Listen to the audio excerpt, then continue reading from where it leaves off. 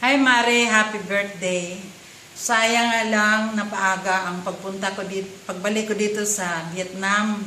Kung kahit nandyan sana ako ngayon. Sa loob ng 54 long years na tayo'y magkaibigan at magkakumare, tinuturing na kita Maring na isa sa matanda kong kapatid. Dahil sa mga mabibigat kong mga trials, dinadamayan mo ako.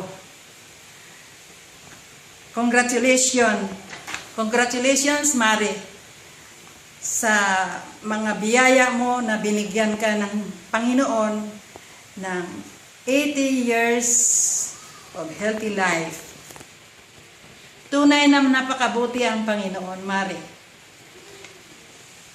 At ang lahat ng, alam ko, may mga pagsubok din kayo na pagtagumpayan din ninyo. Dahil tunay na sinasamahan tayo ng Espiritu ng Panginoon. Ang sabi nga sa Romans chapter 8 verse 30, if God is with us, who can be against us? Amen, Mare? Umasa tayo na